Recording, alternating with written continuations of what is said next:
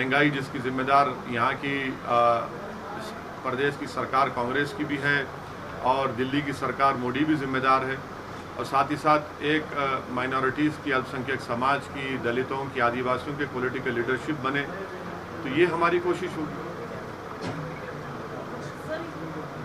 अगर आपकी कोई भी मेंबर्स जीतते हैं तो आप किस पार्टी को सपोर्ट करेंगे? तो आप ये बात मान रहे हैं कि कोalition सरकार बन रही है? नहीं, तो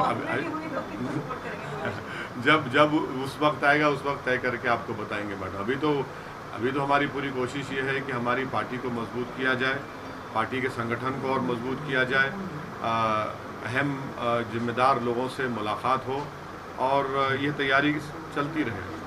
सर 17 तारीख को हैदराबाद में काफ़ी घटनाक्रम होने वाली, आपने अमित शाह जी को एक लेटर भी लिखा है कि राष्ट्रीय एकता दिवस मनाया जाए, लेकिन वो तो मुक्ति दिवस मनाया जाए।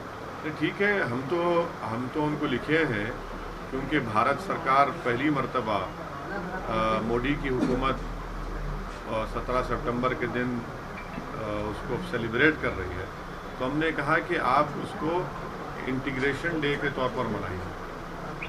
इंटीग्रेशन एक प्रॉपर वर्ड होगा, अब वो उसको माने हैं या नहीं माने हैं वो उनके ऊपर मुनस्सिर है, मगर एक बात समझने की ज़रूरत है कि जब हैदराबाद की लड़ाई लड़ी जा रही थी तो उस वक्त आरएसएस कहीं पर नहीं थी, दूर दूर तक नहीं थी आरएसएस, कहीं पर नहीं थी आरएसएस ना। अब जैसा आज हैदराबाद का जो इलाका है वो कर्नाटक में भी है, महाराष्ट्र में भी है, बाद में उसको लैंग्वेज की बुनियाद पर स्टेट्स बनाए गए, जब तो थे ही नहीं ये लोग। तो हर चीज़ को इनको अप्रोप्रिएट करना क्योंकि इनके पास कोई है ही नहीं, तो इसलिए बेचारे कोशिश करते रहते हैं। लेकिन को वो लोग हाइप करना चाहते हैं, किसको? बहरानपल्ली में जो 1948 को, देखिए, मैं आपको जब प्रेस कॉन्फ्रेंस करके हमने ऐलान किया था उस वक्त मैंने कहा था कि पंडित सुंदरलाल की एक रिपोर्ट है, जब हैदराबाद में इंडियन आर्मी आई थी, उसको पुलिस एक्शन कहना भी गलत है, जब इंडियन आर्मी आई थी तो बाहर का कोई आदमी अंदर दाखिल नहीं हो सकता था। तो उस वक्त के प्रधानमंत्री और उस वक्त के होम मिनिस्टर और डिप्टी होम मिनिस्टर और कैबिनेट की तरफ से पंडित सुंदरलाल को यह कहा गया कि आप हैदराबाद और उन इलाक़ों में जाइए। तो उन्होंने अपनी रिपोर्ट में ये कहा कि 16 डिस्ट्रिक्ट का उन्होंने विज़िट किया और उनके विज़िट के दौरान जनरल जे.एन. चौधरी साहब भी साथ थे जो आर्मी के हेड थे, और उन्होंने अपनी रिपोर्ट में कहा कि उस वक्त हैदराबाद में 20 से 40 हज़ार लोगों का कत्ल हुआ है, उनको मारा गया है। और उन्होंने कई जगह जाकर एविडेंस भी ली, कई जगह जाकर पंडित सुंदरलाल ने लोगों को अमन से रहने की, भाईचारगी पैदा करने की बात की और उन डिस्ट्रिक्ट्स का भी जिक्र किया। और वो रिपोर्ट आज भी दिल्ली के नेहरू मेमोरियल में मौजूद है। उस रिपोर्ट का जिक्र जब इंदिरा गांधी प्रधानमंत्री थी, राज्यसभा में उसका जिक्र किया गया था और इंदिरा गांधी ने आकर कहा था ये रिपोर्ट के ताल्लुक से ज़्यादा बात नहीं करना बेहतर होगा। तो सच्चाई ये है, और वो पंडित सुंदरलाल की रिपोर्ट है। और पंडित सुंदरलाल उस वक्त के बहुत बड़े नेता थे, बहुत बड़े क्रेडिबल नेता थे, बहुत बड़ी उनकी माने इज्जत की निगाहों से उनको देखा जाता। पंडित सुंदरलाल, खाजी अब्दुल गफ्फार, ये सब लोग जाकर विजिट करके रिपोर्ट दी गई थी भारत सरकार को। आपकी पार्टी के साथ आम आदमी पार्टी ने भी राजस्थान में एंट्री की है, क्या लगता है कि बीजेपी, कांग्रेस और आम आदमी पार्टी में कितना कॉम्पिटिशन आपको मिलेगा? कितना कंपटीशन? तो देखिए, अभी हमारा प्रेस कॉन्फ्रेंस शुरू करने से पहले आप लोग माइक लगाने में ही कंपटीशन कर रहे थे। तो कंपटीशन जिंदगी की हकीकत है, उसमें कंपटीशन होना चाहिए, क्यों नहीं होना। और कंपटीशन होगा, बिल्कुल होगा, हम तैयार हैं उस कंपटीशन के लिए। उसी कंपटीशन में जीतने के लिए हम आए हैं और आते रहेंगे। अभी खाली है प्रेस कॉन्फ्रेंस, खाली नहीं है क्या? प्रदेश कार्यकारिणी का अभी तक डिक्लेरेशन नहीं हुआ, जिसकी वजह से डिस्ट्रिक्ट के अंदर भी आपकी कोई कार्यकारिणी ना हो चुका है, हो रहा है और आइंदा भी होगा, आप बिल्कुल मुतमईन रहिए। वैसे साहब, पश्चिम बंगाल में आप लड़ लिए, उत्तर प्रदेश में लड़ लिए, लेकिन AIMIM को वो सफलता नहीं मिल पाई, जबकि मुस्लिम वोट बैंक राजस्थान की तुलना में बहुत ज़्यादा है। तो ऐसे में राजस्थान में आपको क्या ऐसा लगता है कि आपकी पार्टी की यहाँ? देखिए, आप उत्तर प्रदेश की बात कर रहे हैं, उत्तर प्रदेश में मैं बोलता रहा कि बीजेपी को समाजवादी नहीं हरा पाएगी। आप मेरे 190 के करीब मेरे भाषण है, जिसमें से 80-90% मैंने इस बात को दोहराया, उसमें सच साबित हुआ। समाजवादी को जितना मुस्लिम वोट मिला शायद ही उनकी हिस्ट्री में इतना मिला होगा। और अखिलेश यादव, मैंने कहा था कि इनकॉम्पिटेंट लीडर है, वो नहीं हरा पाएंगे भाजपा को, सच साबित हुआ। तो अब लोगों में उत्तर प्रदेश में ये अवेयरनेस पैदा हो चुका है कि भाई हमने इनको वोट देकर अपना ही नुकसान कर लिया, क्योंकि कोई आवाज़ उठाने वाला नहीं है, कोई नाइंसाफ़ी के खिलाफ बोलने वाला नहीं है। अब जैसा मिसाल के तौर पर मदरसों को, मस्जिदों को इलाहाबाद में बुलडोज़र लगाया गया, कभी रिएक्ट नहीं किए। तो लोग देख रहे हैं। जहाँ तक वेस्ट बंगाल का सवाल है, वो सिर्फ 6 से करें, और वहाँ पर भी आप देख रहे हैं कि क्या हो रहा है। वहाँ पर बंगाल में आप देख रहे हैं क्या हो रहा है, बिहार में आप देख रहे हैं क्या हो रहा है कि बिहार में सिवान में एक 8 साल के बच्चे को नीतीश कुमार की सरकार, जिसमें राजद भी है, कांग्रेस भी है, भाई बीच में मत बोलिए, 8 साल का एक लड़के को आपने गिरफ्तार कर लिया। पिछले 5 दिन से उसकी माँ बेचैन है, अपने बेटे के लिए जुदा कर दिया आपने। सवाल ये पैदा होता है कि ये जो अपने आप को सेकुलर कहते हैं, जो और हमको गाली देते हैं, आज वो खामोश क्यों है? आज खामोश क्यों है? भाई मदरसों पे सर्वे हो रहा है, खामोश क्यों है? बोलिए ना। नहीं बोलेंगे तो ये इनकी हिपोक्रेसी है, ये इनका दोहरा चेहरा है, जो बुरी तरह से लोग एक्सपोज हो रहे हैं। सर बिहार का अच्छा प्रदर्शन रहा, बिहार में इन दिनों में जंगल राज के हालात बन गए। एक आदमी निकलता है, दनादन गोलियां बरसाता है, उन दोनों की मौत हो गई, कम से 15-20 घायल। नहीं, बिल्कुल वो उसकी हम कंडेम करते हैं। ना सिर्फ वो, बल्कि 8 साल के बच्चे को पकड़ लिए, बताइए आप। 8 साल के उसके, और पुलिस के बड़े ऑफिसर झूठ बोलते हैं। उसकी माँ बर्थ सर्टिफिकेट मीडिया को दे चुकी है, बर्थ सर्टिफिकेट आ चुके हैं। घरों पर हमले होते हैं। एक 85 साल के एक बुजुर्ग का पैर तोड़ दिया गया। और आप सही कह रहे हैं, वो जो बेगूसराय की बात कर रहे हैं, वहाँ पर फायरिंग हुई। सही है, ये लॉ एंड ऑर्डर बिगड़ता जा रहा है। सर एक मुख्य सवाल मेरा है कि जो राजस्थान में आप किस बेस पे लड़ेंगे? और ये जो है यहाँ पे जो बिजली का समस्या, पेट्रोल की समस्या बहुत चल रही है। हाँ, वो तो बोला हो ना, ये महंगाई एक बहुत बड़ा मुद्दा है।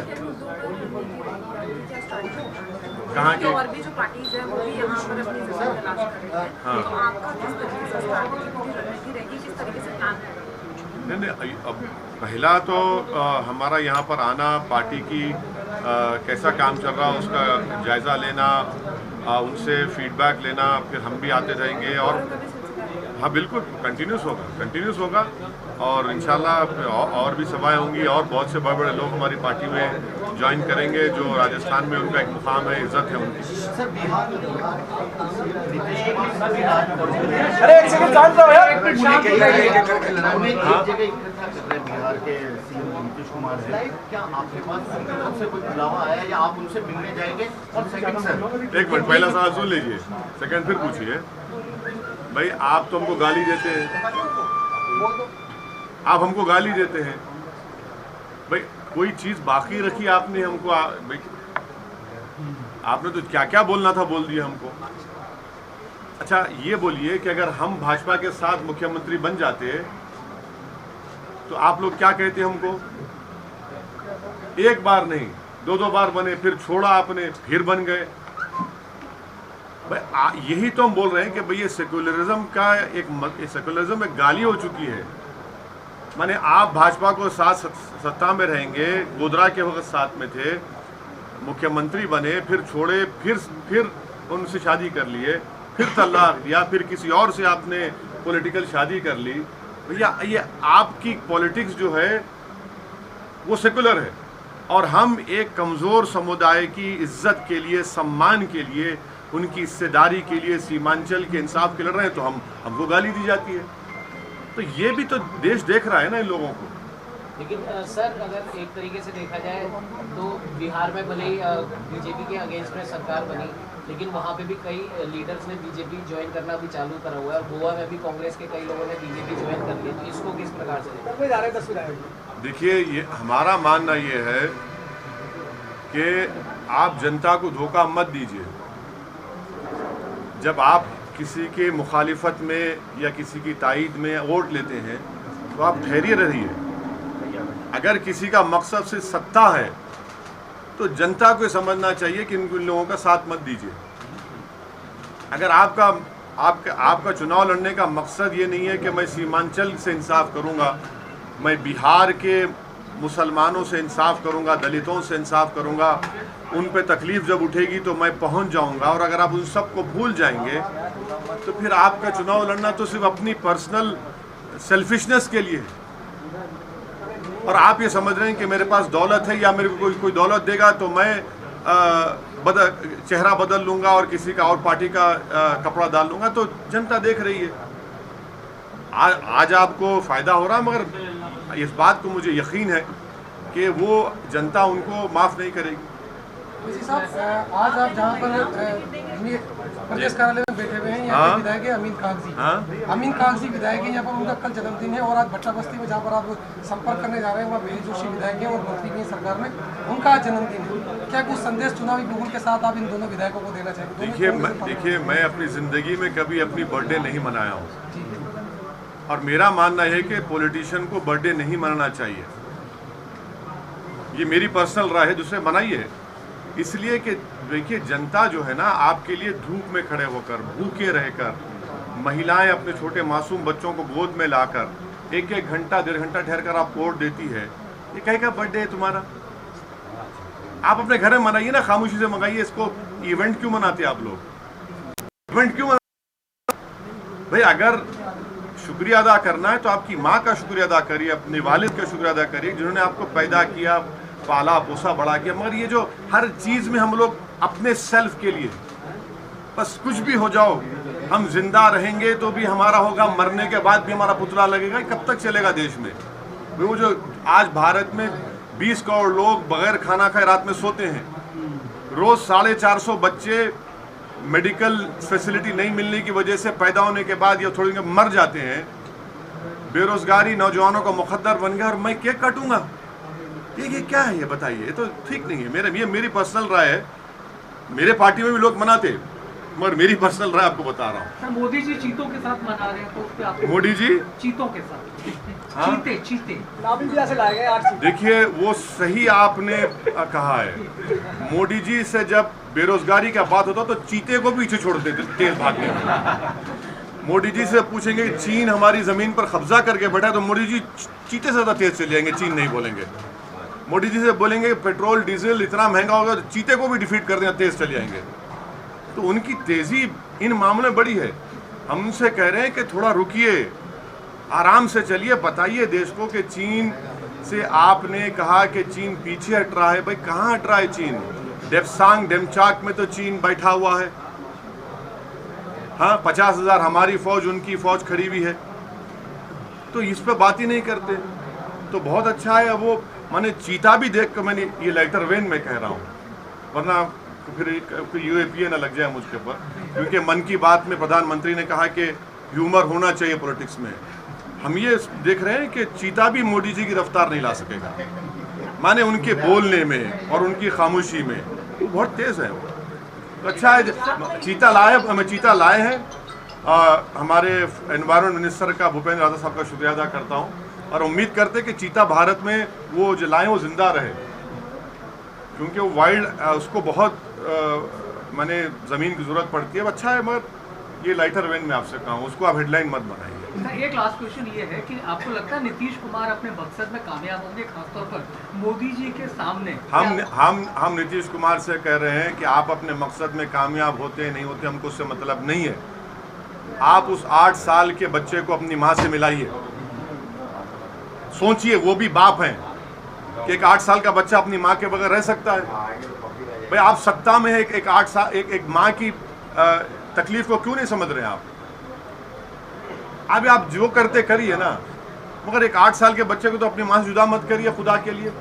ये कौन सा जुल्म है आपका ये? भाई हर आदमी तो साहिब औलाद हैं, आपकी औलाद, सबके औलाद है। क्या कोई 8 साल का बच्चा अपनी माँ के बगैर रह सकता है? ये हम कहना चाह रहे हैं उनसे। वो कामयाब होते नहीं होते वो बाद में देखा जाएगा, मगर वो तो इस नाकाम साबित हुए, क्योंकि उन्होंने एक बच्चे को, 8 साल के बच्चे को अपनी माँ से जुदा कर दिया, उसमें तो नाकाम साबित हुए वो।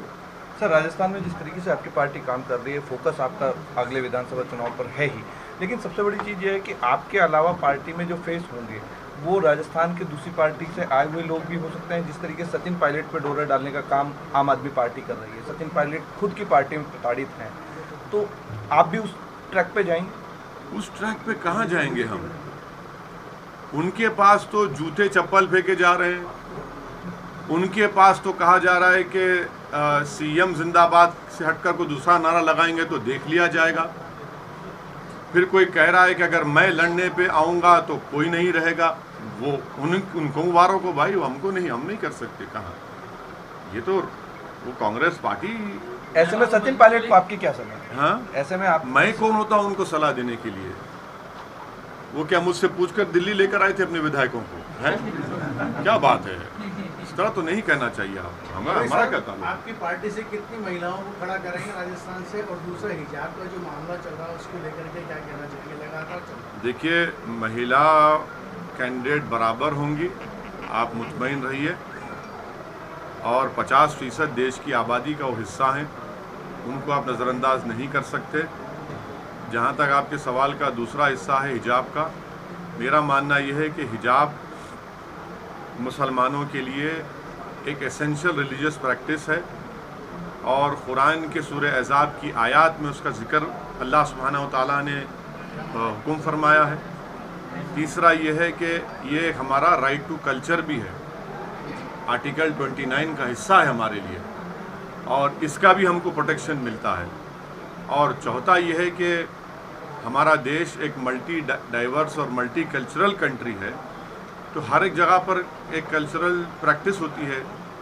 तो और पांचवी बात यह है कि अगर दूसरे रिलीजियस सिंबल्स को स्कूल्स में अलाउ किया जा रहा है, गवर्नमेंट स्कूल्स में, तो ये भी एक, तो इसको क्यों अलाउ नहीं किया जाता है? और महिलाएं जो हैं, अगर कोई मुस्लिम महिला, ये और एक चीज़, ये राइट टू कॉन्शियस भी है, ये संविधान में हिस्सा है। अगर कोई अपना डिसीजन लेकर पहनती है या कोई नहीं पहनता है तो उनको हक हासिल है। अगर कोई पहनता है तो भाई वो सर पर कपड़ा पहन रही है, अपने दिमाग पर नहीं पहन रही है। और आपको बड़ी फिक्र है, नहीं ये बड़ा इससे बैकवर्ड होता है। भाई कभी देश में कोने कोने में जाकर देखो। और अगर कोई हिजाब पहनकर आ रही है लड़की, उसको क्यों रोकना चाहते हैं आप? किसी का राइट हम छीन रहे हैं क्या? भाई अगर मेरे पहनने से किसी का राइट हम छीन रहे हैं तो बताइए किसका राइट नहीं छीना जा रहा है?